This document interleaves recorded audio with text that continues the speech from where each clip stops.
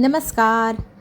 ठरलं तर मग ह्या मालिकेच्या आजच्या भागामध्ये आपल्याला इंटरेस्टिंग गोष्ट पाहायला मिळणार. इथे रविराजची सगळ्यांना आठवण येत असते. आपली सायली असते ना, त्या एका खुर्चीवर समोर एक ताट ठेवते आणि तिथे ठेवल्यानंतर ती म्हणू लागते की आपण या खुर्चीवर आता कोणीही बसायचं नाही, म्हणजे आपण हे बाबांसाठी ठेवलेली राखीव जागा म्हणायची. म्हणजे कसं आपण सगळेजण त्यांची वाट पाहतोय हे त्यांच्यापर्यंत पोहोचेल आणि ते आपल्याला लवकरात लवकर भेटायला घरी येतील. हे एवढं मायेने करणारी आपली जी सायली आहे तिला पाहिल्यानंतर आपली प्रतिमा आत्या म्हणू लागते की खरंच तन्वी आहे, हे तू आज सिद्धच केलं आणि तुझ्या ह्या मायळू प्रेमळू स्वभावाचा तू आज दृष्टावास दिला. तू कुणालाही विसरत नाही, प्रत्येकाची आठवण ठेवते, प्रत्येकाला मायेने तुझ्या जोडून ठेवते. हे तू आज सिद्ध केलेलं आहे असं म्हटल्यावर प्रतिमा तिला आपल्या लेकीला घट्ट अशी मिठी मारते. तितक्यातच आपली जी अस्मिता असते ना, ती म्हणते की मला तुमच्या सगळ्यांसोबत एक गोष्ट बोलायची आहे. आता इथे आपण पाहतोय आडेवेडे घेऊ लागते आपली अस्मिता. मग पुन्हा म्हणते की जाऊ दे, नंतर कधीतरी बोलेल. सगळेजण तिला म्हणतात सांग ना तुझ्या मनात काय चालले. सायली तिच्याकडे एकटक पाहत असते. तितक्यात ना गोलूचा रडण्याचा आवाज येतो. अस्मिता म्हणते की मी आलीच त्याला घेऊन. आता इथे सायली तिला म्हणते की तू थांब, मी जाऊन गोलूला घेऊन येते. आणि मग इथे आपली सायली गोलूला घ्यायला त्याच्या खोलीत गेलेली असते. तर इकडे आपण पाहू शकतो अर्जुन हा रविराजच्या घरी गेलेला आहे. त्या नेहमीच्या ठिकाणांवरती तो शोधू लागलेला आहे फाईल. आणि हा चोर मार्गाने घुसलेला आहे. एक चोरही घरात आपल्याला पाहायला मिळतोय, तो म्हणजे राकेश. तर आता राकेश खोलीमध्ये रविराजच्या शोधत असतो आणि हा आपला अर्जुन प्रतिमाने सांगितल्याप्रमाणे लायब्ररीमध्ये शोधत असतो. आता इथे खोलीत भेटत नसल्यामुळे राकेश वैतागून खोलीच्या बाहेर येतो. पाहतो तर काय, हॉलमध्ये जिथे आपली स्टडी रूम आहे तिथे हा अर्जुन शोधत आहे काहीतरी. मग नक्की काय शोधतोय हा तर प्रश्नच. स्वतःही लपायचं आहे. अर्जुनला काहीतरी आवाज येतो. अर्जुन वरती वळून पाहतो, त्याच वेळेला राकेश खोलीमध्ये निघून गेलेला असतो आणि जिथे खिडकी असते ना तिथनं हवा येत असते. तर अर्जुनला असं वाटतं की ही खिडकीतनं हवा येते म्हणून ते दरवाजा वाचतोय. तर चला, तर आपण पाहतोय राकेश म्हणू लागला आहे की हा इथे का आला आहे, काय शोधत असेल बरं, रविराज काकाची एखादी फाईल शोधत असेल का. आपण इकडे हे पाहू शकतो की आपली सायली आपल्या गोलूला घेऊन खोलीतनं बाहेर आलेली असते आणि अस्मिताकडे पाहत पाहत काय बोलते माहिती का. अस्मिता, तुला माहिती आहे गोलूसाठी इथे प्रेम करणारी किती माणसं आहे. आजी आजोबा तर अगदी तळहातावर आपल्या गोलूला ठेवतात आणि त्याच्यावरती माया करतात. गोलूसाठी ते काहीही करतील, आयुष्यभर त्याच्यासाठी प्रत्येक गोष्ट करतील. अगदी त्याला तळहातावरती ठेवून एकदम मायेने जपतील. आईनंतर माया करणारी व्यक्ती जर बाळावर कोणी असतं ना, तर ती आपली आजी असते, आईची आई किंवा वडिलांची आई. खरंच आजीचं हे नातं खरंच आईपेक्षाही खूप सुंदर असतं. आणि ह्या बाळाला आपण पाहू शकतो एक मोठी आई, छोटी आई, अशा दोन दोन आया प्रत्येक घरात असते. ती ओळखायला हवी आपण. आणि आपण इथे हेही पाहत असतो की सायली एक मेसेज देण्याचा प्रयत्न करते अस्मिताला तो पोहोचतही आहे. अस्मितापर्यंत आता तो निरोप पोहोचवण्यासाठी सायली बाळाला घेते आणि मामाकडे देते. आणि सायली पुन्हा एकदा सांगते, गोलू तुला 2 मामा आहे, तुला वडिलांची कधी म्हणजे अशी आठवणही येऊ देणार नाही. दोन्हीही मामा तुझ्यावर खूप माया करतील. आणि पुन्हा एकदा ती आजोबांकडे गोलूला घेऊन जाते. गोलूला मोठे बाबा आहेत ना, ते त्याच्यावर नेहमी जीव लावतील. आजोबाही बाबांच्याच जागी असतील ना. त्याचं सगळं करण्यासाठी घरामध्ये सगळी माणसे, प्रत्येकजण गोलूसाठी. गोलूच्या अवतीभोवती कितीतरी नाती आहे बघ बरं, किती जबाबदारीने त्याला सांभाळत आहे. मग तू कसला विचार करते, का तू दडपण घेतेस. आणि ही जी गोष्ट कुणालाही कळली नाही ना, तिला काय सांगायची अस्मिताला, तर ती गोष्ट सायलीपर्यंत पोचली. आता सायली इथे मनमोकळेपणाने इथे बोलते, तर अस्मिता म्हणते की माझ्या मनावर दडपण आलं होतं, कोणीही ओळखू शकलं नाही, पण सायली तू ओळखू शकली आणि तुला कळलं आहे की मला काय म्हणायचं होतं. आता कल्पना पाहू लागते की काय म्हणायचं असेल बरं. तर आता इथे सायली म्हणू लागते की तिला जॉब करायचं आहे. तर आई जॉबला गेली तर आपण बाळाला सांभाळू शकतो. तर इथे पैसे का कमवायचे, पैसे बाळासाठी सगळं तर आहे ना. मग बाळ महत्त्वाचं आहे, बाळाला सांभाळणं महत्त्वाचं आहे ना. तर इथे आपली सायली आजीला सांगू लागते की आई जर बाहेर गेली तर तुम्ही तिच्या जागेवर आई बनून तिला सांभाळू शकता, तर तिच्या मुलाला नाही सांभाळू शकत का. तुम्ही व्हा ना त्याची आई जोपर्यंत ती घरात नाही तोपर्यंत. आणि ही गोष्ट आहे ना, खरं तर कल्पनाला पटतच नाही. कल्पना म्हणते मी कधी कोणाला नाही म्हणाले, तिला जायचं जॉबला, तिने जावं, मी सांभाळेल बाळाला, पण मग आई जास्त गरजेची, असं नेहमीचंच ते रडगाणं. तरी ते सायली समजून सांगते की एखादी व्यक्ती जर पायावर उभं राहण्याचा प्रयत्न करते तर तिला घरातल्यांनी सपोर्ट करायला हवं. मग तुम्ही का करत नाही, करा ना, मी करते, हे करताय, तुम्हीच करत नाही. तर ही गोष्ट आपल्या कल्पनाला लक्षात येते. आपल्या लेकीला पायावर उभं करायचं आहे म्हटल्यावर तिच्या काही गोष्टी आपण सांभाळायला हव्या. तिच्या बाळाला आई म्हणून सांभाळायला हवं. ही गोष्ट कल्पनाला कळली, पोचली, मान्य केलं तिने आणि अस्मिताला पूर्णपणे मनाने जायला परवानगी दिलेली आहे जॉबसाठी. आपण इथे पाहतोय योग्य ती फाईल आपल्या अर्जुनच्या हातात लागली आहे. ती फाईल तो आता घेऊन निघालेला असतो. राकेश मात्र म्हणतो असतो की हा गेला की मी आता माझं काम करायला सुरुवात करेल. आणि त्याच वेळेला काय झालं, प्रतिमा आत्याने कॉल केला आणि मी तुला फाईल मिळाली का विचारलं. तर तो बोलतो हो, दोन्हीही मृत्यूपत्र त्याच फाईलीत आहे. ती फाईल माझ्या हातात आहे, सगळे कागदपत्र प्रॉपर्टीचे माझ्याकडे आहे. आता ते घेऊन मी घरीच येतोय असं म्हणून तो फोनवरती बोलत असतो. राकेश कपाळाला हात आपटतो. अरे देवा, जे काम करायला मी आलो होतो तेच काम हा पण करायला आला, असं कसं झालं, ह्याला कसं कळलं, हा माझ्या आधी कधी पोचला. आता जे प्रॉपर्टीचे पेपर शोधण्यासाठी मी इतकी धडपड करत होतो ते तर त्याच्या हातात आहे. आता तो ते पेपर घेऊन चालला आहे. आता काय करावं, त्याच्यासमोर मोठा प्रश्न. अर्जुन मात्र दरवाजाला लॉक लावतोय आणि आपल्या प्रतिमा त्या तिकडे सगळे वाट पाहत आहेत, तिकडे निघालेला असतो. आणि राकेश घरातच असतो. बरं, राकेशला आता काय करावं काय सुचेना, एकदम संतापलेला असतो, स्वतःवर चिडचिड करू लागलेला. तर इकडे आपण पाहतोय सुभेदारांच्या घरी एक पोस्टमन आला आहे. तर ते पोस्ट अर्जुनसाठी आलेले आहे. तर तितक्यात बाबा म्हणतात की आलोच मी. आता ते पोस्ट घेण्यासाठी प्रताप जातो. प्रताप ते पोस्टमनकडनं घेतो आणि ते पोस्टमन सांगू लागतो की रविराजने हे दिलेलं आहे अर्जुन सुभेदार यांना देण्यासाठी आणि खूप महत्त्वाचं डॉक्युमेंट आहे, तर इथे सांभाळून द्या. तर व्यवस्थित सांभाळून देईन मी, त्याचं वडील आहे असं म्हणत ते प्रॉपर्टीचं पेपर एकदम महत्त्वाचं इथे घेतलेला असतो प्रतापने आणि दिलेला असतो प्रतिमाच्या हातात. खरं तर ते इतकं महत्त्वाचा कागद आहे, त्याच्यामध्ये नाही का सुभेदार म्हणजे आपली किल्लेदार आहे ना आपले रविराज, त्यांची वारस कोण असणार आहे हे त्या पेपरवर लिहिलेले आणि त्याच्यावरती सही घ्यायची आहे सायलीची. आता हे सगळ्या पेपर्सवर प्रतिमा म्हणते की तुला सही करावंच लागेल. तर आपली सायली इथे इमोशनल होते. मला ह्या सगळ्या गोष्टीत अजिबात रस नाही. मला माझी फॅमिली, माझं कुटुंब मिळालं, एवढी माया करणारी लोकं मिळाली, मला ह्या पेपर्समध्ये अजिबात इंटरेस्ट नाही, प्लीज मला काहीच नको असं म्हणून ती रडते आणि खोलीत निघून जाते. आपण इकडे पाहतोय आपल्या रविराज काकाने अर्जुनला फोन केला आहे आणि बोल सिनियर म्हणत ज्युनियर बोलू लागतो. तर आता इथे तो सांगू लागतो की तुझे सगळे पेपर माझ्या हातात आहे आणि तू जे पाठवलेलं तुझं विल आहे ते पण माझ्याकडे नवीन आलेलं आहे, जुनं पण आहे आणि सगळे कागद माझ्याकडे व्यवस्थित आहे. तर आता कुठे कुठे काय काय करू सांग. त्याने सांगितल्याप्रमाणे आता सह्या घ्यायच्या सायलीच्या. तो म्हणतो सायलीने सह्या केल्या की मी तुम्हाला कॉल करून कळवतो. इथे सायली मात्र इमोशनल झालेली असते. तिला ह्या सगळ्या गोष्टींची भीती वाटू लागलेली. अगदी अक्षरशः पेन घेताना सुद्धा तिचा हात थरकाप करत असतो आणि कुणालाही तिच्या मनातली गोष्ट कळत नसते. सगळेजण विचार करतात की सायली असं काय करते. मात्र आता आपला इथला हिरो आहे ना सायलीचा, तो तिच्याजवळ बसतो आणि तिच्याकडे पाहत म्हणू लागतो की पहिल्यांदाच स्वतःचं नाव तन्वी रविराज किल्लेदार पाहिल्यामुळे तू इमोशनल झाली ना, पण हे खरं आहे, सत्य आहे. ज्या गोष्टीसाठी तू इतके दिवस झटत होती ती गोष्ट तुला मिळाली बघ. आणि त्या पेपरकडे एकटक पाहते. तन्वी रविराज किल्लेदार, किती सुंदर नाव आहे. ह्या नावाच्या शोधासाठीच ते इतकी झटपट इतकी वर्षी करत होती. ते नाव, ते गाव, ते सगळं काही प्रॉपर्टीपेक्षा ना मेन म्हणजे ते नाव मिळालं आहे, तिला स्वतःची ओळख मिळाली. इतके दिवस मधुभाऊंच्या आश्रमातली आपली सायली मधू असं नाव वापरणारी ही जी खरी ओळख मिळाल्यानंतर इमोशनल झालेली तन्वी किल्लेदार आहे. तर ती तिच्यासमोर अशी जाऊ लागली, तिचे प्रत्येक दिवस तिच्या डोळ्यासमोरून जाऊ लागले.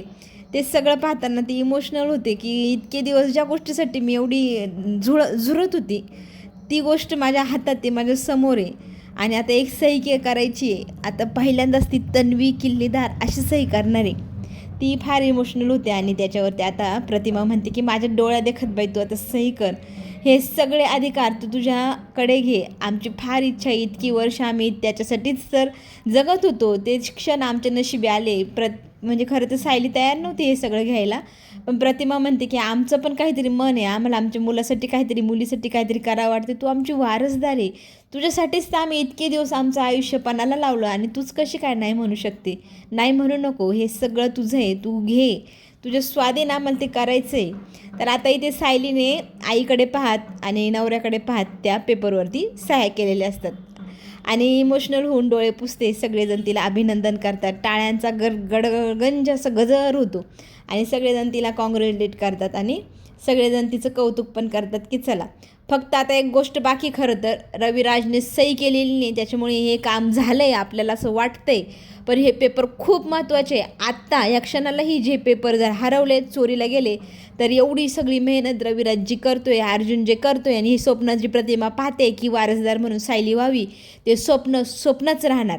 आणि ह्याच गोष्टीवर पुढे एक मोठा ट्विस्ट येणार आहे, तो आपण पाहूयाच पुढे.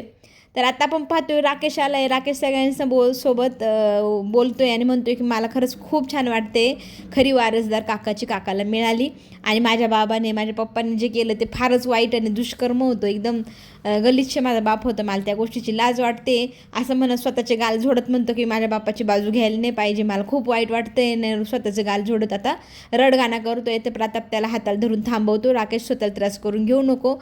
तर आपला अश्विन पण म्हणू लागतो की आता झालं ते झालं, पण आता इथून पुढे आपण सगळे एकमेकांसोबत राहणार, साथ देणार. वाईट गोष्ट आपल्या आयुष्यातनं निघून गेली आहे असं सगळ्यांना वाटतंय, निघून नाही गेलेली. सिनियर गेली पण ज्युनियर आली बरं. नागराजचा छोटासा नागोबा, हा नागोबा कधी सापासारखा फन मारेल ना, कोणाला कळणार पण नाही.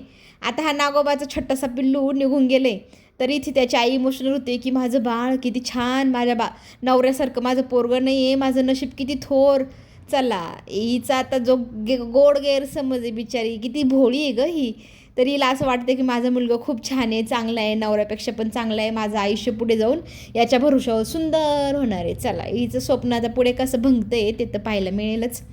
तर इकडे आपण पाहतोय प्रत्येकजण आपल्या सायली तन्वीसोबत ना काहीतरी काय ते पार्टी करण्याच्या मूडमध्ये, प्रत्येकाला स्वतःचा वेळ हवा आहे. तर इथे अस्मिता म्हणते की आपण दोघीजणी मिळून आपली लहानपणीसारख्या मैत्रिणी कशा हे करायच्या पार्टी वगैरे, तर छोटीशी किड्डी पार्टी आपण आयोजित करू. तर आपण इथे प्रताप म्हणतो की नाही नाही, कल्पनानी मी ठरवलं की ती पहिले सगळ्यात आपल्या तन्वीला घेऊन देवदर्शनाला जायचं. बरं, इथे माझ्या बायकोसोबत मला जायचं म्हणण्याच्या अगोदरच इथं सगळ्यांनी पत्ता कट केला आहे अर्जुनचा. प्रत्येकजण तन्वीकडे आपापली लिस्ट घेऊन उभा आहे. आई म्हणते की माझ्या घरी चल, आणि कल्पना म्हणते माझ्यासोबत देवदर्शनाला चल. आता ही बिचारी तन्वी काय काय करते, आता ते निर्णय घेणार काय ते पुढे पाहायला मिळेल. बापरे, नागोबा फार चिडलेलं आहे बरं का. याला कळलं आहे की प्रॉपर्टीचे पेपर अर्जुनकडे, आणि तन्वीने सह्या पण केल्या, आणि ती त्याच्या कपाटात सुरक्षित पोचलेले पण आहे. आता ते तसे तिथून काढायचे कधी कसे, आणि हे त्याच्याकडे गेलेच कसे, हा जो प्रश्न आहे नागोबाला पडलेला. तर नागोबा संतापलेला आहे, तुझ्यासारख्या सपुल्याला पिल्लाला जन्माला घालून काहीच उपयोग झालेला नाही, काहीही कामाचं नाही, रिकाम डोक्याचा आहे तू, अर्धांग बिनडोकी, इतकं काय काय बोलतो ना स्वतःच्या मुलाला. हा बापरे, बोलताना तर श्वास मला घ्यावा लागतोय. पण ना, हा चिडलेला नागोबा पाहताना फारच मजा येते बरं का. त्याचा तो चिडचिड करण्याचा स्वभाव, चिडचिड करण्याची पद्धत, अरे. तर इथे ना राकेशने आता बापाचीच इज्जत काढली. खरं तर मला तुमची मुलगा म्हणून घ्यायची लाज वाटू राहिली, असं बोलल्यानंतर साटकन लावतो बरं का नागोबा त्याच्या कानाखाली. तर आता इथे आपण पाहतोय जुगलबंदी चालू आहे, प्रत्येकजण आपला तन्वीकडे वेळ मागतोय, आणि तन्वी आता ठरवते की कोणीच काय बोलायचं नाही, सगळेजण शांत, मी सांगाल तसंच होणार, मीच तुम्हाला वेळ कधी द्यायचं मी ठरवेल. आणि विमलला मग ती म्हणू लागते की विमल तू ना बोर्ड आणि पेन घेऊन ये. सगळेजण वाट पाहत आहे. अर्जुनने तर आशाच सोडून दिली की त्याला वेळ देणार हीच सायली. इतके जणांचे नंबर लागले का आपला नंबर लागेल की नाही, हा बी मोठा प्रश्न आहे त्याच्या पुढे. तर सगळेजण म्हणतात की नक्की तू काय करशील गं, कोणाला सगळ्यात पहिले वेळ देणार आहे. तरी ती सायली म्हणते सगळेजण शांत व्हा, मी सांगते, मी म्हणेल तसं आता नियोजन होणार आहे, आणि त्याच्यात काहीच फेरबदल होणार नाही. मला वेळ द्यायचा आहे तुम्हाला, तर मी ठरवल आधी कोण, नंतर कोण, आणि मग कोण. तर सगळेजण आता त्या आश्चर्यचकित होत आहे, आता काय निर्णय घेते सायली. बरं, आपण दुसरीकडे पाहतोय की प्रियाला भेटायला हा दुसरा, काय म्हणतात यांना, काय अरे मला लाज वाटते, या खलनायक किती यार, 5, 6, 7, 8 एवढे शत्रू जर कोणी पाळलेले असेल ना, तर तो खरंच ग्रेट माणूस आहे. एवढे लोक त्यांना दोघांना घाबरतात. तर आता हे सगळी शत्रुसंख्या एकत्र आल्यामुळे ना, ते नवे वेगवेगळे डोके चालत आहेत नाही, एवढे भन्नाट चालतं आहे यार. खरंच मला असं वाटायचं सिरियल आज उद्या संपूनच जाईल, पण एवढे शत्रूंचे डोकं चालतं आहे, एवढे मेंदू चालतं आहे, हे पाहिल्यानंतर वाटत नाही एवढं झटपट आपली ही सिरियल संपेल. अजून आपल्याला 1-2 वर्ष असे सहज खेळवतील हे लोक. तर आपण इकडे पाहतोय सायलीची जी प्रिया आहे तिची आणि सचिनची मीटिंग चालू आहे. इथे सायलीने नियोजन लावलेलं आहे, मी कोणाला किती वेळ आणि कसा देणार आहे. तर तिने लिस्टच लावली प्रत्येकाच्या नावाखाली. आता उद्या कोणाला सगळ्यात पहिले वेळ, तर नंतर कोणाला वेळ. आता आपण वाचूया बरं का हे सगळेजण आश्चर्यचकित होऊन पाहत असतात. तर पहिला नंबर आई बाबांसोबत जाणार देवदर्शनाला, बरं. सगळेजण म्हणतात मग अरे यांच्यासोबत देवदर्शन गेलं आमचं का नाही नंबर लागणार. बरं आता इथे आपण पाहतोय हा जो नागोबाचा छोटासा नागोबा आहे ना पिल्लोबा, तर तो म्हणतोय बाबा तुम्ही ना खूप कुकर्म किंवा पापं केली त्याच्यामुळे ना आपल्याला देवसुद्धा साथ देत नाही. मी पेपरपर्यंत पोचण्याआधीच तिथे अर्जुन पोचला पण त्यांनी प्रॉपर्टीचे पेपर घेतले पण तुम्ही किती पापं केले यार तुमच्या पापांमुळे, तर देव पण साथ देई ना. बाई नागराजने परत एकदा ठेवली का सटकन. तर आपण पाहतोय हा जो सपोला आहे तो इतका संतपलेला आहे, बापाला तो आता बोलूच देत नाही. तुम्ही काही म्हणा, तुम्ही ना उंटावर बसले ना शेळ्या हाकून राहिले, तुम्हाला असं वाटतंय बाहेर जाऊन एवढं सोपं काम आहे आणि तुम्हाला इथं बसल्या बसल्या काय माहिती तिकडे जाऊन काय काय कष्ट करायला लागतंय, किती लपाछपी करायला लागते, कोणासमोर नाक घासावं लागते, हात जोडावं लागते, कोणासमोर गोड गोड गोड गोड बोलावं लागते. हे सगळं कशासाठी करतो? तुमच्यासाठी. आणि तुम्ही काय करताय मला इथे मारून राहिले असं म्हणत त्याने आता बगावत केलेली पाहायला मिळणार. राकेशनी सगळ्यात पहिल्यांदा बापाची इज्जत आज काढलेली. चला आता इथे आपण एकेकाचे नंबर पाहतोय. आईबाबांचा पहिला नंबर, मग त्याच्यानंतर प्रतिमाच्या घरी जाणं, त्याच्यानंतर आजीसोबत मावशीच्या घरी जाणं, त्याच्यानंतर अस्मितासोबत सुट्टीच्या दिवशी किटी पार्टीला जायचं. एवढं नियोजन लागले. बाई अर्जुनचं तोंड पाहायसारखं आहे गं बाई. अर्जुन असं विचार करतो एवढे यांचे नंबर लागले, माझं तर काही लागत नाही. रात्रीची जी प्लॅनिंग केली संध्याकाळी डिनरची डेटची कॅन्सल करावं की काय, म्हणून तो मोबाईल हातात घेतो आणि जे बुकिंग केले ते कॅन्सल करण्यासाठी बटन दाबणारच. तर सायली त्याच्या चेहऱ्याकडे एक कटाक्ष टाकते. खरं तर सायलीला माहिती की त्याच्या मनात काहीतरी चालू आहे, पण काय हाही प्रश्न आपल्या पुढे. चला तर आता नागराज म्हणू लागला आहे की तू जे म्हणतोय ते ठीक आहे, पण मी इथे जेलमध्ये बसूनसुद्धा व्यवस्थित नियोजन करू शकतो. मला वाटलं होतं ती प्रिया काहीतरी करेल पण ती बिनडोकच निघाली. राकेश म्हणतो नाही नाही, जे आपल्याला जमलं नाही ते सगळं प्रिया व्यवस्थित करणार. प्रियाच्या डोक्यात वेगळा प्लॅन आहे, तिने आपल्याला सांगितलेला नाही आहे. याचा अर्थ प्रिया बरोबर काहीतरी अर्जुन आणि सायलीच्या आयुष्यात संकट आणणार. तिच्यावर विश्वास ठेवूया आपण, पाहत राहू काय होतं आहे आता. तर आपण इकडे पाहतोय सगळं नियोजन लागलं आहे, कुठं कुठं कोणासोबत कधी कधी काय काय करायचं. अर्जुन त्याची डेट कॅन्सल करण्यासाठी मोबाईल हातात धरतो. तर एक मुद्दाम आपला अश्विन म्हणतो की सायली तू दादाला वेळ कधी देणार आहे तुझ्या नवऱ्याला. तर आता इथे ती म्हणते आज. तर अर्जुन म्हणतो तू तर ना सगळ्यांची लिस्ट टाकली पण ना माझं नाव नाही टाकलं. तर ती म्हणते हे सगळे कामं मी उद्यापासून करणार आहे, पण आज माझ्याकडे पूर्ण दिवस आहे. आज मी माझा वेळ माझ्या मित्राला अर्जुनला देणार. कारण एकच, ज्या वेळेला मी सायली होती त्यावेळेला त्याने मला तन्वी ह्या गोष्टीची आठवण करून देण्यासाठी, माझं अस्तित्व शोधून देण्यासाठी खूप मदत केली. तो जर नसता तर मी माझी जुनी ओळख कधीच आठवू शकले नसते. म्हणून आजचा वेळ, आजचा दिवस फक्त अर्जुनच्या नावावरती. वा, बायकोने एकदम परफेक्ट असा नियम नवऱ्यासाठी केला आहे. नवरा पण खुश आहे बरं का. तर आपण इथे पाहतोय सचिन म्हणतोय की काय करायचं. प्रिया म्हणते की तो नागयाचा पोरगा आहे ना तो बिनडोके डबडं येते, काही कामाचं नाही आहे. आणि मैपत आपण पाहू शकतो की बाबा झाला आहे, त्याच्यामुळे तो एवढे हालचाल करेल असं वाटत नाही आहे. तरी पण मी जो प्लॅन केला आहे त्याच्यात मला तू मदत करायची. राकेशला घे बॉस सोबत, पण वाटत नाही काम करेल, पण तुझ्यावर माझी सगळ्यात जास्त आशा टिकून आहे. तर माझा जो प्लॅन आहे तो तू सक्सेसफुल करायचा. तर काय करायचं ते आता त्याला सांगू लागलेली आहे. तिने जो प्लॅन केला आहे तो तिला सांग. आपल्याला माहीत नाही त्यांचं फक्त तोंड हालतं, तर आपण फक्त अंदाज बांधूया हे दोघंजण काहीतरी प्लॅन करताय आणि दोघंजण हां म्हणते. तर आपण इकडे पाहू शकतो की प्रिया म्हणते की आत्ता होणार खरी मजा सुरू. सगळेजण गाफील, सगळ्यांना वाटते आम्ही जेलमध्ये सुस्त पडलो आहे, पण आमचा एक प्यादा आता त्यांच्या घरात शिरणार. तो प्यादा शिरल्यानंतर त्यांच्या घराला सुरंग लावणार आणि बूम ब्लास्ट, सायली अर्जुनचं नातं संपुष्टात येणार. ते कसं आणि काय, इथे सगळी प्लॅनिंग प्रियाची झालेली आहे. सचिनला तिने सांगितलेलं आहे, फक्त आता मदत सचिनने करायची परफेक्ट. म्हणजे कसं, जे साध्य करायचं आहे प्रियाला ते साध्य करण्यामध्ये योग्य मार्ग मिळेल.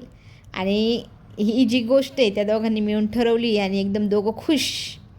तर आपण इकडे पाहतोय आपला अर्जुन पण फार खुश बरं का. त्याला ना डेट मिळाली आपल्या म्हणजे काय तर लहानपणीची मैत्रीण म्हणा, बायको म्हणा, गर्लफ्रेंड म्हणा.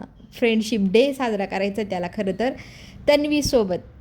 बायको ही त्याची मैत्रीण होतीच, पण आपली लहानपणीची मैत्रीण तन्वी पण भेटली आहे. तर छानसा फ्रेंडशिप डे आपल्या बायकोसोबत साजरा करण्याचा हा जो काही छोटासा घाट घातला आहे अर्जुनने, त्यात त्याला यश मिळतं आहे. सायली त्याच्यासोबत आहे. प्रिया मात्र आता जेलमध्ये बसून सुद्धा त्या इथे सांगते की मला भेटायला एक मुलगी येते, तिचं नाव रजिस्टरमध्ये रजिस्टर करायचं नाही, ती मला भेटायला आली, हे कधीच कुणाला कळलं नाही पाहिजे. आणि हे गुप्तता पाळण्याची ताई तुझी जबाबदारी. हवालदारबाई मस्त डोकं हलवून हां हां हां, तिला तर असे रगड पैसे भेटते आहे ना, ती प्रत्येक गोष्टीला हू करते. बाबा जेलमध्ये राहून जर एवढं फॅसिलिटी मिळते मग आपण का बरं बाहेर कलमडतोय, 2 टायमाचं कमवण्यासाठी एवढं झटपटतोय. तिथं मस्त जेलमध्ये जाऊ, मस्त खाऊ पिऊ मजा करू ना. अरे देवा. चला तर आपण इकडे पाहतोय जी पाहुणी भेटायला येणार होती प्रियाला ती आलेली आहे, तिचं आगमन झालं आहे. चला टिंग टॉंग, अर्जुन सायलीच्या आयुष्यात येणार खतरनाक वादळ. तर हे दोघंजण आता स्वतः असे आनंदाचे घालवत आहे. ते क्षण त्यांच्या नशिबी किती दिवस किती काळ राहणार आहे फक्त आजच आपण पाहू शकतो. आता खरं तर अस्मिता जॉबला जाणार. अस्मिताच्या जॉबला जाण्यामुळे घरी बाळाची सांभाळण्याची तारंबळ उडणार. ते बाळ सांभाळण्यासाठी एक महिला आपण अपॉइंटमेंट करणार, जी महिला असणार प्रियाने पाठवलेलं प्यादं. आता ही महिला घरात घुसणार, अर्जुनच्या बेडरूमपर्यंत घुसणार, अर्जुनच्या आणि सायलीच्या मध्ये घुसणार. मध्ये घुसून ते पेपर नाही का मी म्हणाली होती, ती अर्धवट राहिलेली फाईल रविराजने न साईन केलेली, तर ती फाईल मिळवणार आणि जाता जाता अर्जुन सायलीमध्ये असा वाद निर्माण करणार. दोघंजणं घटस्फोट घेण्यापर्यंत जाऊ शकतील का अर्जुन सायली हे आलेलं वादळ छान प्रकारे पेलतील आणि ते धुडकावून लावतील. पण प्रियाने जबरदस्त प्लॅन केला आहे आणि तिच्या प्लॅनची आता पुढे कशी पूर्तता होती आहे का ही अश्विनच्या आयुष्यात नव्याने जागा निर्माण करते हे तर आपल्याला पुढे गेल्यावरच कळणार. चला तर मग पुढे येणारे ट्विस्ट एकदम सुपर आहे आणि ही सिरियल पाहायला खरंच मजा येणार आहे. कोणी इमॅजिन करू शकत नाही अशा घटना, अशा गोष्टी, अशा क्रम या सिरियलमध्ये लावण्यात येतो. म्हणून मला ही सिरियल पाहायला फार आवडते बुवा. चला तर मग आपण सगळेजण ह्या सिरियलची पुढे अशीच मजा घेत राहूया. आत्ता घेऊ छोटीशी विश्रांती. धन्यवाद.